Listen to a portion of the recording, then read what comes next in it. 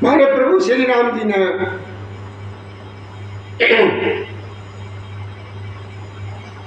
नारद जी के ऊपर से जैसे ही वो माया खींची तो नारद जी अब पुराने उसमें आ गए, बिल्कुल नारद जी शुद्ध हो गए। नारद जी पर किसी प्रकार की कोई माया नहीं। जब हर माया दूर निवारी और नहीं तो रमाना राजकुमारी, तब मन अत सभी तकर चरना और गए पाए प्रणतारित। प्रसंग भैया बहुत अच्छे चल रहा है। जब अगर आप ध्यान देंगे तो ये श्री रामचरितमानस पुराण से प्रथम सोपान बाल कांड से कथा चल रही है। और ये कथा उस समय की है जब नारद जी को अपने ऊपर बहुत बड़ा अहंकार हो गया था कि हमने कामदेव को जीत लिया। वो वाला प्रसंग चल रहा था। और ये मेरे बाबा भोलेनाथ मैया पार्वती को ये सुना रहे हैं कि देखो वहां हमारे प्रभु श्री जी का मनुष्य रूप में आने का कारण ये भी और था। कौन सा? नारद जी वाला। मेरी माँ पार्वती जी ने मेरे बाबा भोलेनाथ से पूछा कि हे प्रभु, आप हमें ये बताने की कृपा करें कि नारायण ने ये मनुष्य रूप क्यों रखा, मतलब ये साकार में क्यों आए। नारायण तो वैसे निराकार है, दिखाई नहीं देते किसी को, कोई आकार नहीं, कोई कुछ नहीं, लेकिन ये साकार रूप में क्यों आए हैं। तो बाबा भोलेनाथ ने मां पार्वती को बताया कि देखो ये कारण है। एक कारण तो हम आपको पहले ही बता चुके हैं कि वो प्रहलाद वाला प्रसंग जो चला था, हिरण्यकश्यप और राज, तो अपने भक्त प्रहलाद का उद्धार करने के लिए, उनकी सहायता करने के लिए प्रभु श्री जी ने जब नरसिंह का रूप धारण किया था तो उस राक्षस को उसको मारने के लिए भगवान ने नारायण का रूप, हरि मतलब मनुष्य का रूप धारण किया, नरसिंह का, कि वो दोनों थे, नर भी थे और सिंह भी थे। और फिर उसके बाद जो नारद जी ने श्राप दिया था प्रभु श्री जी को, वो श्राप जो है ना नारद जी का दिया हुआ उसे पूरा करने के लिए, और जब ब्रह्मा जी ने इधर रावण और कुंभकर्ण को जो श्राप दिया था, तो रावण ने जो वर मांगे थे कि हम किसी के हाथ से न मरूं, अगर मरूं तो मैं मनुष्य के हाथ से। वो जानता था कि हमारे जब देवता हमारे सारा कार्य करते हैं तो मनुष्य की क्या पावर है, क्या ताकत है जो हमको मार लेगा। तो ये भी मांगा था उसने कि हम मरूं अगर तो मनुष्य के हाथ से मरूं। तो हमारे प्रभु श्री जी जो है ना ब्रह्मा जी का दिया हुआ वो भी पूरा करना है, इसलिए हमारे प्रभु श्री जी ने मतलब साकार रूप में जन्म लिया कि जब हर माया दूर निवारी, न तब रमान राजकुमारी, और तब मुने अत सभी के हर चरना और गहे पाए प्रमुतारित। कि देखो हमारा जब भगवान ने अपनी माया को नारद जी से हटा लिया तब वहां पर न तो लक्ष्मी जी रही और न वो राजकुमारी रही और ना भगवान ही। तो नारद जी भयभीत होकर के श्री के हरि के चरणों में गिर पड़े और उनका हे शरणागत के दुखों को हरने वाले मेरी रक्षा कीजिए। नारद जी प्रभु श्री जी से कहने लगे प्रभु मेरी रक्षा कीजिए, जो हमसे गलती हो गई, जो हमने आपको श्राप दिया वो श्राप आपको ना लगे प्रभु, वो मेरा किसी भी तरीके से वापस हो जाए। झूठा हो जाए मेरा श्राप। कहने के हे कृपालु, मेरा श्राप मिथ्या हो जाए। तब दीनों पर दया करने वाले भगवान ने कहा, यह सब मेरी ही इच्छा से हुआ है। मुनि ने कहा, मैंने आपको अनेक खोटे वचन कहे प्रभु, मेरे से बहुत बड़ी गलती हुई है, ये मेरे पाप कैसे मिटे। तो नारायण ने कहा कि नारद जी, तुम जो है ना, आप जाइए शंकर जी का जाप करिए जाकर के। भगवान ने कहा कि जाकर के शंकर के सतनाम का जप करो, इससे हृदय में तुरंत तुमको शांति मिलेगी। शिव जी के समान मुझे कोई भी प्रिय नहीं है, इस विश्वास को भूल कर भी ना छोड़ना। मतलब सदा ये याद रखना कि भोलेनाथ का ही आप जप करें, सतनाम का जाप जो है ना आप करते रहना। और मेरी ये जो माया है तुम्हें कभी भी नहीं व्याप्त करें। जय पर कृपा करें पुरारी। प्रभु जी ने कहा, राम जी ने कहा कि देखो नारद, हे मुनि महाराज, शिव जी जिस पर कृपा नहीं करते हैं वह मेरी भक्ति नहीं पा सकता है। एकदम ऐसा निश्चय करके जाकर पृथ्वी पर बड़े आराम से विचरो, घूमो, जाओ। अब मेरी माया जो ना तुम्हें कभी भी नहीं सताएगी। बहुत प्रकार से हमारे नारायण ने मुनि महाराज को समझाया और समझा बुझा करके उनको हिम्मत बंधवाई। और प्रभु मेरे अंतर ध्यान हो। नारद जी प्रभु श्री रामचंद्र जी के गुणों का गान करते हुए सत्यलोक यानी ब्रह्म लोक को चले। कहाँ गए? ब्रह्मलोक में कौन है? नारद जी के पिताजी सत्यलोक। कि हर गन मुनि जात पथ देखी, वो हरगन जो वहां पर स्वयंवर का कार्यक्रम चल रहा था, तो नारद जी के पास जो दो गण बैठे थे भोलेनाथ के, वो गण हर गण मुनि जात पथ देखी, विगत मोह मन हरत विशेषी, अत सभी का नारद पे आए और गए पद यारत वचन सुना।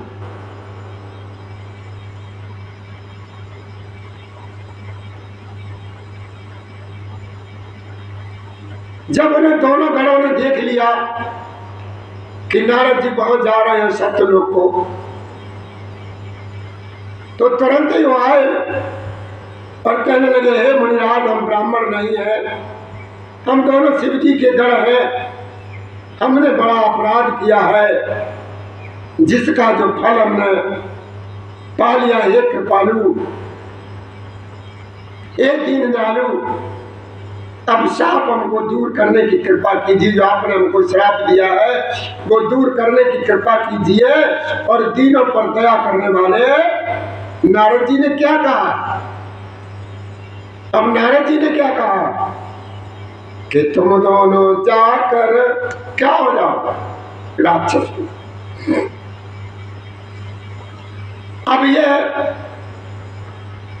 नारद जी ने श्राप दे दिया उन दोनों को। क्या दे दिया कि तुम जाकर के दोनों जो है ना राक्षस हो जाओ।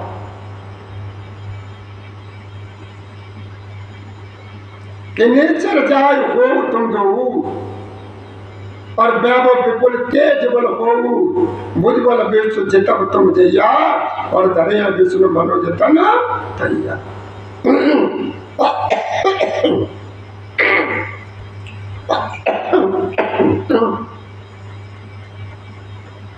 तबीयत भैया जरा कुछ ढीली है, गला साथ नहीं दे रहा।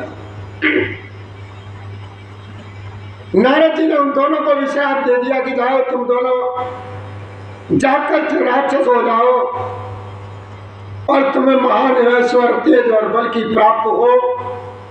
तुम अपनी भुजाओं के बल से सब सर जब सारे विश्व को जीत लोगे तो भगवान विष्णु मनुष्य का शरीर धारण करेंगे और तुम्हारा उद्धार करेंगे।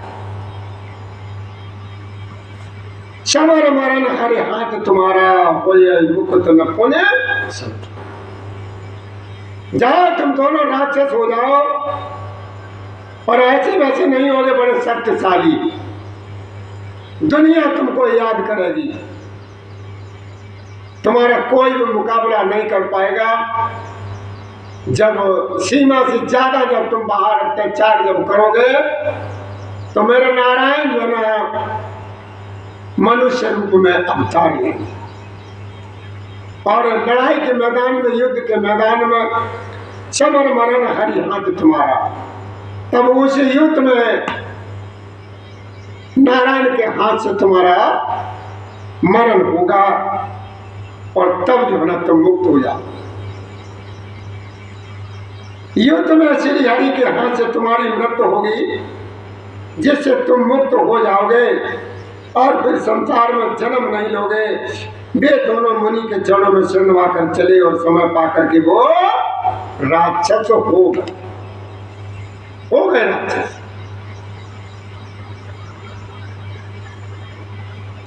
देवताओं को प्रसन्न करने वाले, सज्जनों को सुख देने वाले और पृथ्वी का भार हरा करने वाले भगवान ने एक कल्प में इसी कारण मनुष्य का अवतार लिया।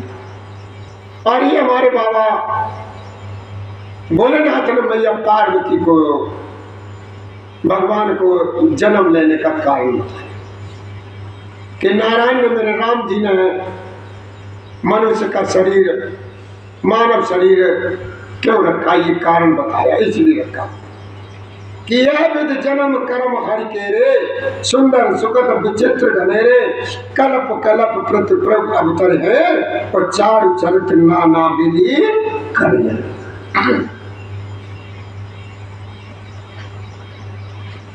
तो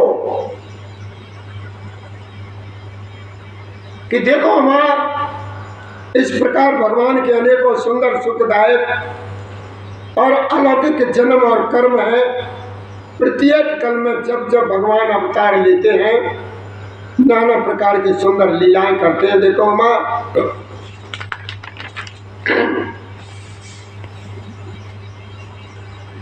आगे भगवान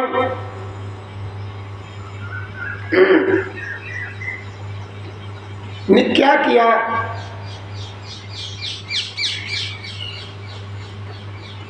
तब तक मुनीश्वरों ने बहुत सुंदर परम पवित्र काव्य रचना करके उनकी कथाओं का गान किया और भांत भांत के अनुपम प्रसंगों का वर्णन किया, जिनको सुनकर के समझदार विवेकी लोग आश्चर्य नहीं करते, कि उन्हें ज्ञान है पहले से कि हरि अनंत हरि कथा अनंता।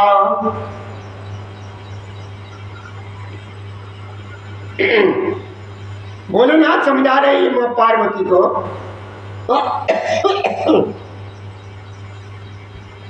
भोलेनाथ मैया पार्वती को ये समझा रहे हैं कि देखो मां, हरि अनंत हरि कथा अनंता, और कहे सुनाए बहुविध सब संता, रामचंद्र के चरित्र सुहाए, और कल्प कोट लग जाग ना गाए।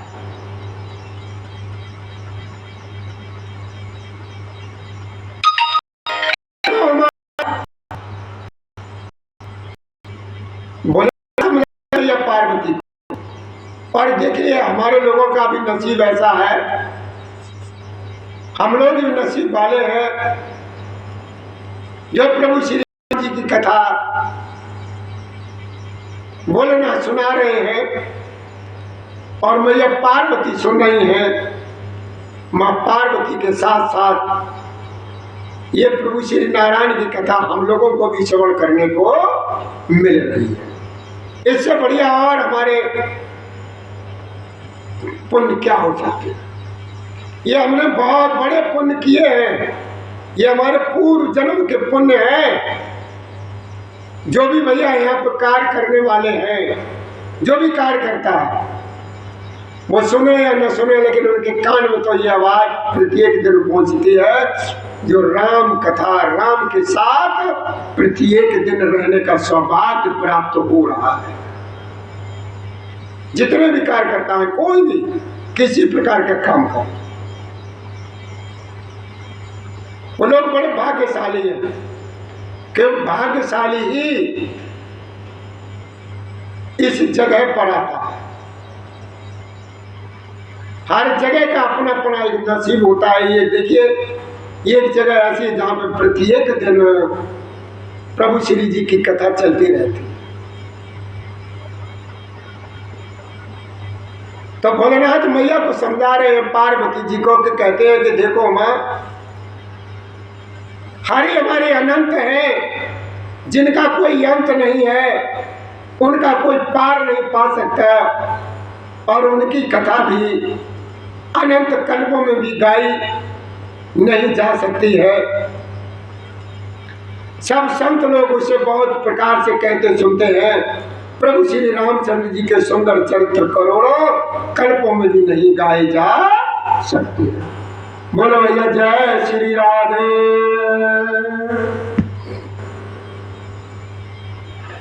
कि देखो मां, भोलेनाथ कहते हैं कि हे पार्वती, मैंने यह बतलाने के लिए इस प्रसंग को कहा है कि ज्ञानी मुनि भी भगवान की माया से मोहित हो जाते हैं। प्रभु कौतुकी यानी लीलामय है और शरणागत का हित करने वाले हैं। वे सेवा करने में बहुत सुलभ और सब दुखों के हरने वाले हैं, तभी उसका नाम हरि है। हमारे प्रभु को तुम जिस नाम से पुकार पाओ, उसी नाम से पुकारो। हरि उनका नाम इसलिए है कि सारे दुखों को हर लेते हैं, इसलिए उनका नाम हरि है। आप दुनिया में जितने भी ये नाम है, कोई सा भी नाम रखिए, ये सब मेरे नारायण के ही नाम है। हरि अनंत हरि कथा अनंता, और कहे सुने बहुविध सब संता। हरि अनंत हरि कथा अनंता, और कहे सुने बहुविधि सब संता। कि देखो मां, प्रभु श्री राम जी के चरित्र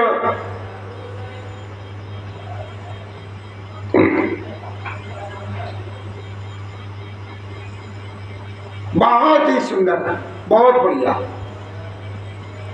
अनंत है, उनका कोई भी अंत नहीं है, कोई पार नहीं पा सकता है, और उनकी कथा भी अनंत है।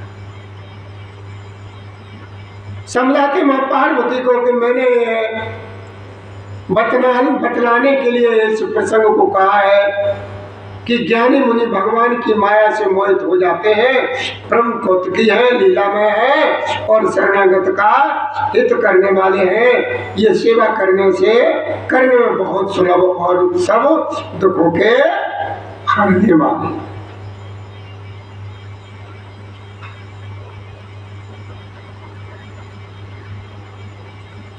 और देखो मां, देवता मनुष्य और मुनियों में ऐसा कोई नहीं है जिसे भगवान की महान बलवती माया मोहित न कर दे। मन में ऐसा विचार करके उस महामाया के स्वामी प्रेरक श्री भगवान का भजन हमें करना चाहिए, करना चाहिए, करना चाहिए। श्री राम जय राम, जय जय राम, श्री राम जय राम, जय जय राम, श्री राम हे राम, जय जय राम।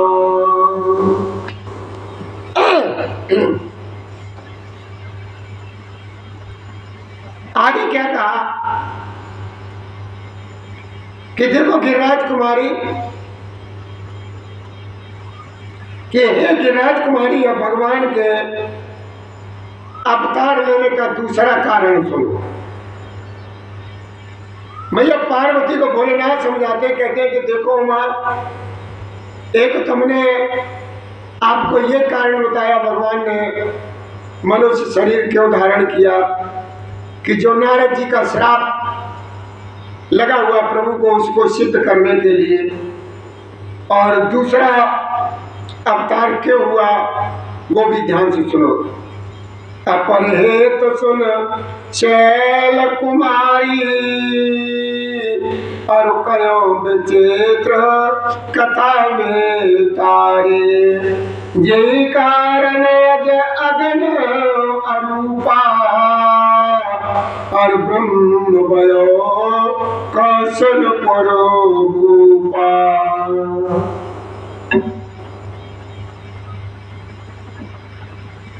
हे गिरिराज कुमारी, है भगवान के अवतार का है दूसरा कारण सुनो। मैं उसकी विचित्र कथा विस्तार करके कहता हूँ। जिस कारण से जन्म रहित, निर्गुण और रूप रहित अव्यक्त सच्चिदानंद घन भगवान ब्रह्म अयोध्यापुरी के कौन हुए?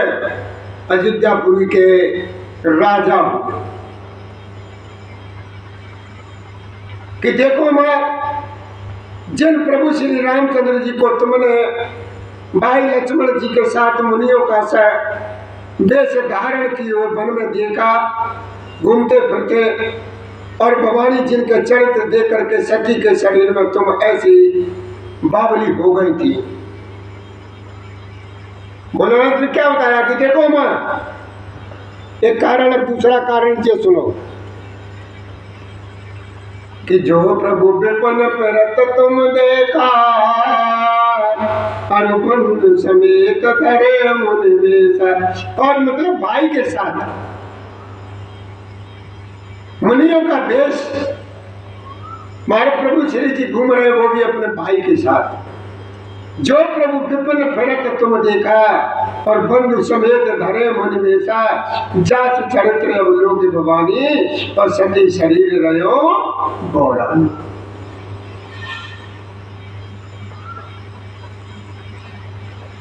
जिन प्रभु श्री रामचंद्र जी को तुमने भाई लक्ष्मण जी के साथ मुनियों का वेश धारण किए हुए वन में फिरते देखा था, और हे भवानी, जिनके चरित्र देख करके सती के शरीर में तुम ऐसी बावली हो गई थी कि कैसी बावली हो गई थी? जो तुमने जो ना जानकी का रूप रखा। अजौन छाया मिटे तुम्हारी, अजौन छाया मिटे तुम्हारी। सासु चरित्र सुन ब्रह्म रुझारे। लीला की नजते अवतारा, सो सब कयो उमत अनुहारा।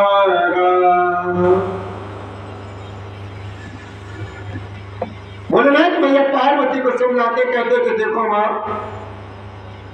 तुम्हारे उस बावलेपन की छाया अभी तक नहीं मिटती।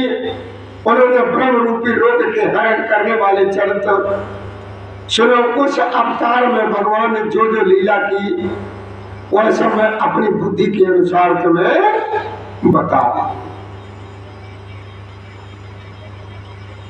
रहे हैं प्रभु जी के बारे में। कहते हैं कि देखो मां, याज्ञवल्क्य जी ने कहा, ये भरद्वाज, शंकर जी के वचन सुनकर के पार्वती जी सकुचाकर प्रेम सहित मुस्कुराई। और फिर पृथ्वी शिव जी जिस कारण से भगवान का वह अवतार हुआ था, उसका वर्णन मैया पार्वती को सुनाने लगे। सोम तुम सन कहो सबू सुन मुनि सुमन लाए। राम कथा कलमल करने मंगल करने सुहा।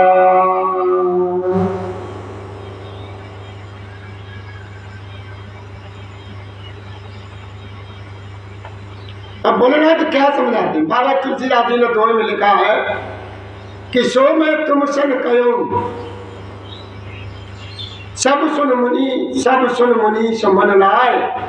राम कथा कलमल हरण मंगल करने सुहा।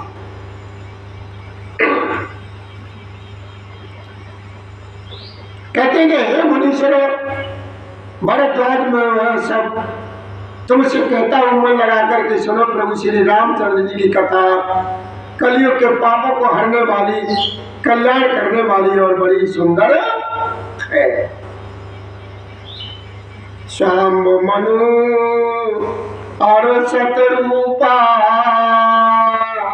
जिन देवे नर अनुपा दंपति धर्म आचरण का अजंगा उदत जिनके लिखा।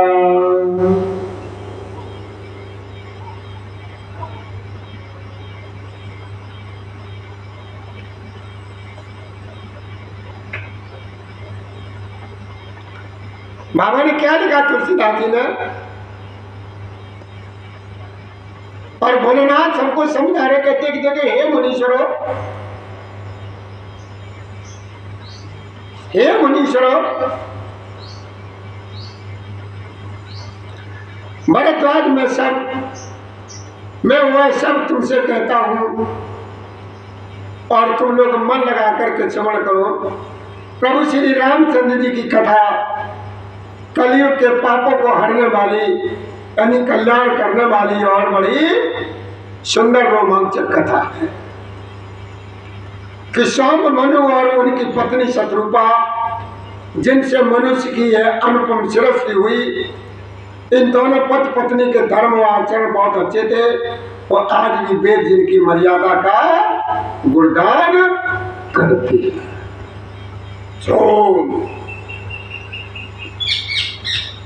क्या नाम था? मनु और शत्रुपा। वैसे तो पूरा नाम है श्याम मनु और शत्रुपा, लेकिन हम तुम जल्दी में क्या कह देते हैं, मनु और शत्रुपा। इनके दो पुत्र थे। किनके? मनु और शत्रुपा के। नपयो तान पात स्वततातो। इन राजा के दो लड़के थे, बड़े ध्यान से सुनो। इनके दो लड़के थे, एक का नाम था उत्तानपाद और दूसरे का नाम था प्रियव्रत। ये वही ध्रुव जी वाली कथा आ गई यहाँ पर। बड़े प्रेम से सुनो कि भगवान ने, नारायण ने, यानी ब्रह्म साकार रूप में क्यों आया, किसके लिए आया, किस काम में आया, मनुष्य शरीर क्यों धारण किया। तो अब कौन आ गया? मनु और शत्रुपा के दो पुत्र थे, एक का नाम था उत्तानपाद, दूसरे का नाम था प्रियव्रत। और दोनों में बहुत अच्छी सलाह थी, बहुत बड़ा प्रेम था। न पयो तान पात सुततासो अर्थ हर भगत भयो सुतदासो लघु सुत नाम प्रिय व्रत ताई और वेद पुराण प्रशंसय जाई।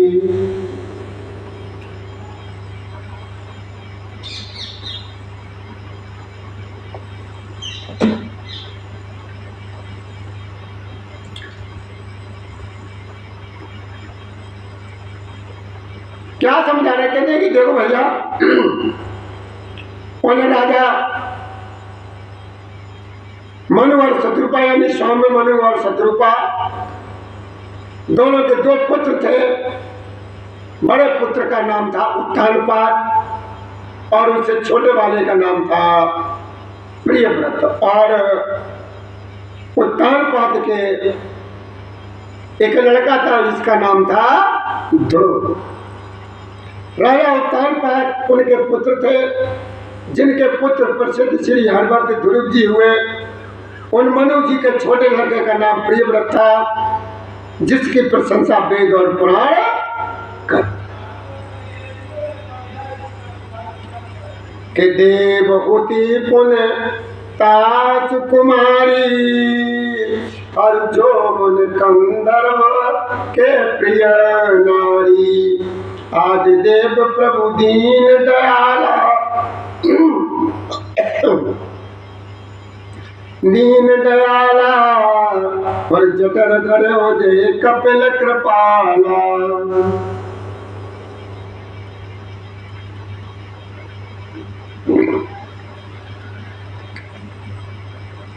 देखो वहां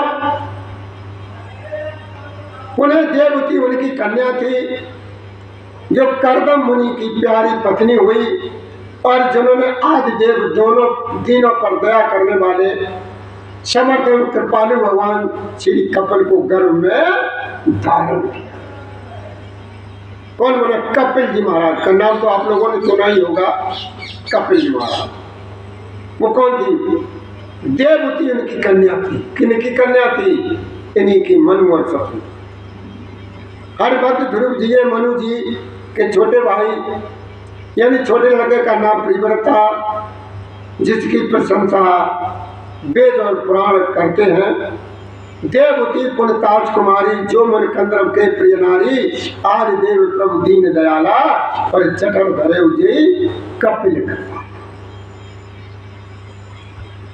पुनः देवती उनकी कन्या थी, जो कंदर्प मुनि को ब्याही गई थी, और जिन्होंने आदिदेव दीनों पर दया करने वाले समर्थ एवं कृपालु भगवान श्री कपिल को गर्भ में धारण किया। केसार जिन प्रगट बखाना, तात विचार निपुण भगवान, हे मनुराज कीन बहु काला, और प्रभु आयुष सब विधि प्रते पाला।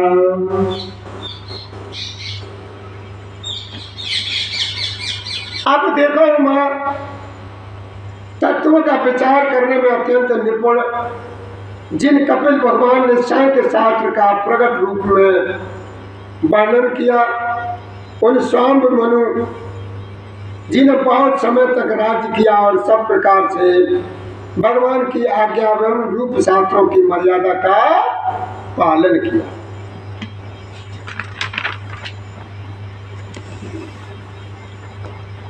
आगे बाबा ने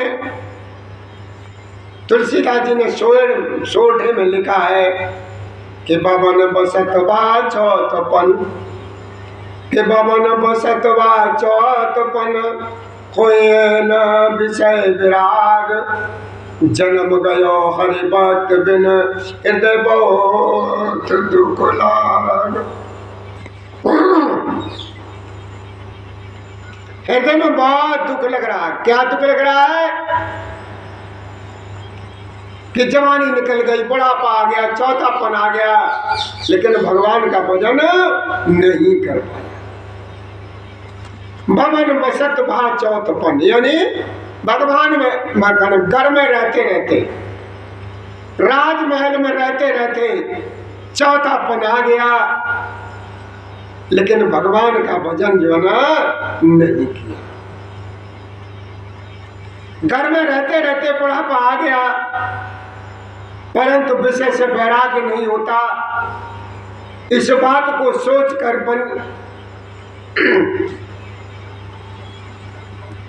क्या कहते हैं कि इस बात को सोचकर उनके मन में बड़ा दुख हुआ कि श्री हरि की भक्ति बिना जन्म यूं ही बेकार चला गया, बेकार चला गया। अब क्या हुआ? अब देखो मां, तब मनु जी ने अपने पुत्र को जबरदस्ती राज्य देकर स्वयं स्त्री सहित वन को गमन किया। अत्यंत पवित्र और साधनों को सिद्ध देने वाला तीर्थों में श्रेष्ठ नैमिषारण्य प्रसिद्ध जगह है, वहां पहुंचे। जैसे कहते ना नीमसार, कहते ना हमारी तुम्हारी देहाती भाषा में कह देते कहाँ जा रहे भैया? नीमसार। तो वो नीमसार ही नैमिषारण्य है, नैमिषारण्य प्रसिद्ध है। महामुनियों और सिद्धों के समूह बसते हैं।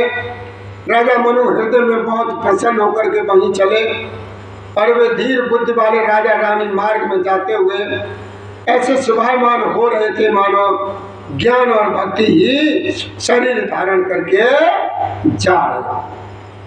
कौन कौन? ज्ञान और भक्ति।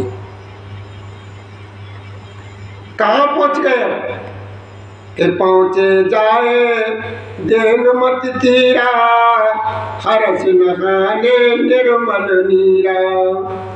आए मिलन शीत मुन ज्ञानी, और धर्म धुरंधर नृपरेश ज्ञानी।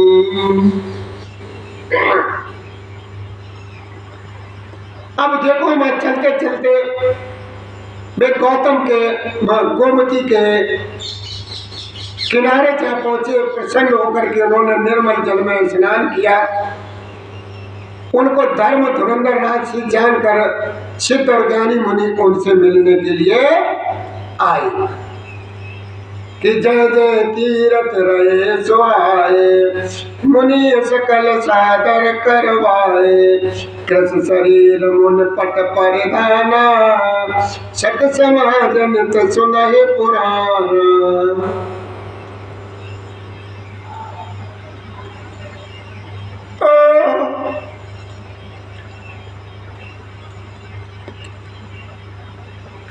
अब देखो मैं जहाँ जहाँ सुंदर तीर्थ मुनियों ने आकर पूरे वो सभी तीर्थ उनको करा दिए।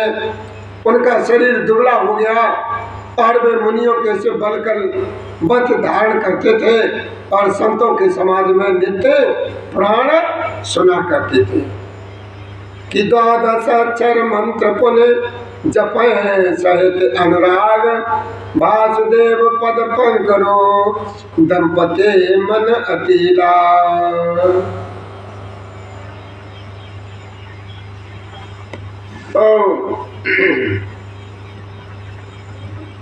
12 अक्षर मंत्र पुण्य जपे सहित अनुराग, और वासुदेव पद पंकरो दंपत मन अति। दंपति को मनु और शत्रुपा दोनों जगह। देखो ये 12 क्षर मंत्र ओम नमो भगवते वासुदेवाय नमः का प्रेम सहित जप करते थे और भगवान वासुदेव के चरण कमलों में उन राजा रानी का मन बहुत ही लगा हुआ था, बहुत मन लगा हुआ था कि और अभिलाष निरंतर होई, देखो नैन परम प्रभु सोई। अगुनय कंडय अनंत अनादि, जैन और जय चिंतत परमारथ बादी। चौड़ा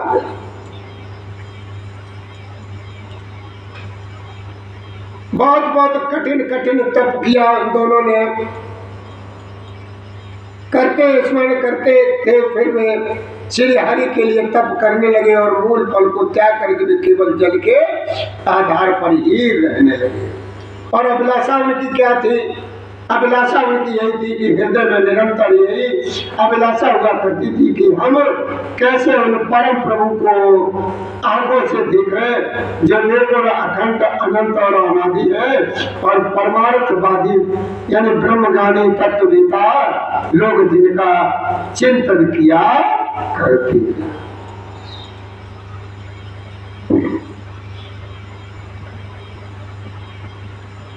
किनेति नेति जय वेद निरूपा, निजानंद निर्पाद रूपा। शंभुविरंच विष्णु भगवाना, उपजय जासु अंश ते नाना। अब देखो मां, जिन्हें वेद नेति नेत यह भी नहीं कह करके निरूपण करते हैं, जो आनंद स्वरूप उपाधि रहित और अनुपम है, एवं जिनके अंश से अनेकों शिव ब्रह्मा और विष्णु भगवान प्रकट होते हैं। ऐसे प्रभु से बटु बसई, और भगत है तो लीला तन गई।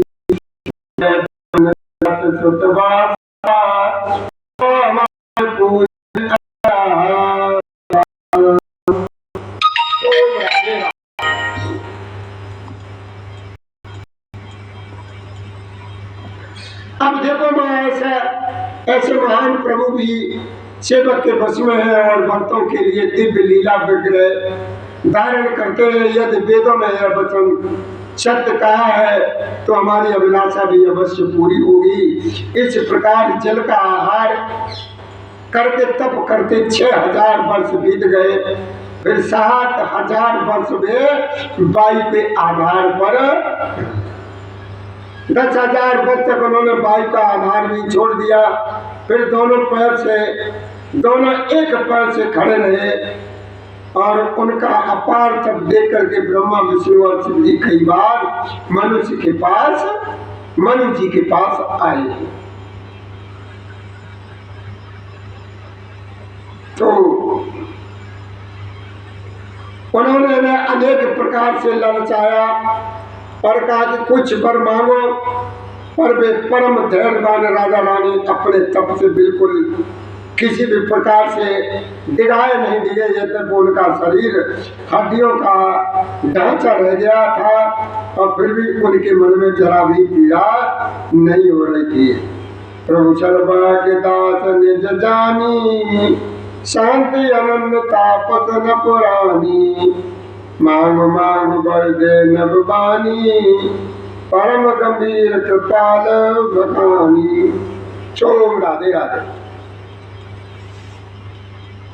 तो क्या था बोलना कि देखो सर्वज्ञ प्रभु ने अन्य गति यानी आश्रय वाले तपस्वी राजा रानी को निज दास जाना, तब परम गंभीर और कृपा रूपी अमृत से सनी हुई है आकाशवाणी हुई। क्या आकाशवाणी हुई कि तुम वर मांगो। क्या करो? तुम वर मांगो। मुर्दे को भी जिंदा देने वाली है सुंदर वाणी कानों के छिद्रों से होकर की जब हृदय में आई तब राजा रानी के शरीर ऐसे सुंदर और हस्तपुष्ट हो गए मानो अभी घर से आए। केसर बन सुदासम बचन सुने, पुलक प्रफुल्लित गात, बोले मन कर दंडवत, प्रेम हृदय समान। कानों में अमृत के समान लगने वाले वचन सुनते ही उनका शरीर एकदम पुलकित हो गया और प्रफुल्लित हो गया। तब मनु जी दंडवत करके बोले, प्रेम हृदय में समाता नहीं था। अब भैया हमें 1 मिनट की इजाजत दीजिए, उसके बाद हम कथा को आगे बढ़ाएंगे। तब तक आप जो है ना 1-8 मिनट तक भगवान श्री हरि का स्मरण करिए। कहानी भैया बहुत अच्छी चल रही, कथा बहुत अच्छी चल रही है। जो अगर आप मन लगा करके ध्यान से सुनेंगे, 1 मिनट के बाद कथा को हम छोड़ कराएंगे। तो भैया अगर हमसे किसी प्रकार की कोई गलती हो जाती हो तो आप हमसे पूछ लें, हम आपको बताएंगे। जय श्री राधे, जय श्री कृष्ण गोविंद हरे मुरारी, हे नाथ नारायण वासुदेवाय नमः। ये भैया वीडियो आप जो है ना कथा की पूरा देखा करिए। अधूरा जो है ना बेकार रहता, अधूरा ज्ञान किसी काम का नहीं रहता। तो ये प्रसंग क्या चल रहा है, जो नारद जी ने मेरे प्रभु श्री जी को श्राप दिया है, वो नारद जी का दिया हुआ श्राप प्रभु ने अपने शीश पर रख लिया। श्री राधे, श्री राधे, श्री राधे।